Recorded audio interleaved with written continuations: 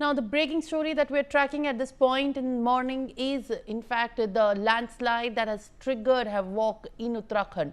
At least 4 persons have been killed and dozens feared washed away in the Uttarkashi district of Uttarakhand after flash floods have triggered by torrential rain hit the Kheer Ganga river. We are learning that over 130 people have been rescued by the joint rescue operations being conducted by the NDRF, ITBP, SDRF and as well as the Indian Army. Shubham Kotnala, my colleague, joins me with more updates. Shubham, very good morning. क्या update है अभी उत्तरकाशी से? जो धराली के पास के गांव हैं उनको पूरी तरीके से देखा जा रहा है लैंडस्लाइड के बाद जिस तरीके से बाढ़ आई है और क्लाउड बर्स्ट के बाद जो स्थिति हुई है, अभी रेस्क्यू ऑपरेशंस का क्या अपडेट है? जी बिल्कुल, बात करें तो यहाँ पर रेस्क्यू ऑपरेशन के लिए जो है कल ही यहाँ पर टीमें पहुंच गई थी। एसडीआरएफ, एनडीआरएफ और साथ ही जिला प्रशासन के साथ जो पुलिस प्रशासन है वो कल ही यहाँ पर पहुंच चुकी थी। लेकिन क्योंकि कहीं ना कहीं जो है स्थिति यहाँ पर विकट देखी जा रही है, मौसम लगातार बदल रहा है और लगातार नदी का जो उफान है वो जो है तेज बहाव के साथ नदी का जलस्तर भी बढ़ता जा रहा है।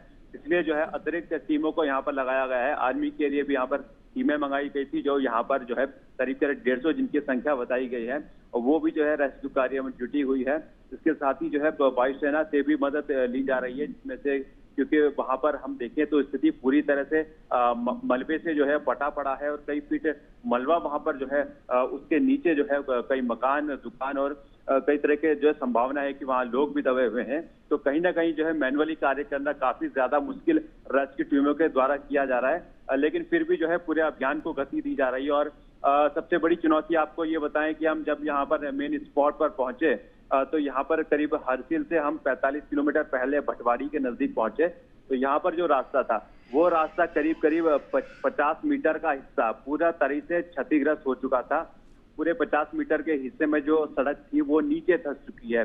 अभी हम उसी जगह पर मौजूद हैं। हम स्थिति देख पा रहे हैं कि यहाँ से किसी भी तरह की वाहन की आवाजाही आगे नहीं की जा रही है।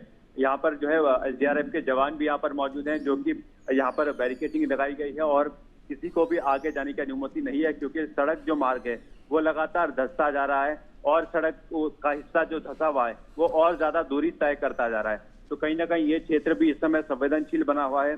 दूसरा एक वैकल्पिक क्षेत्र रास्ता जो है ऊपर की ओर से जाता है, लेकिन वो भी कहीं ना कहीं आगे कुछ दूरी पर जाकर जो है वो भी वहां पर क्षतिग्रस्त है। और इस तरह से जो है लगातार जो है मार्ग आगे भी लैंडस्लाइड के चलते क्षतिग्रस्त हो चुके हैं।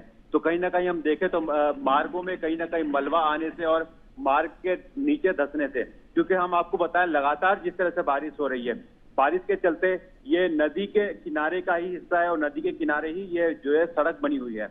तो ऐसे में जो है कहीं ना कहीं मट्टी ढीली हुई है और मट्टी ढीली के होने के चलते वो मट्टी जो है नीचे की ओर बह गई और उसके चलते जो है सड़क का हिस्सा है जो है नीचे को आ गया।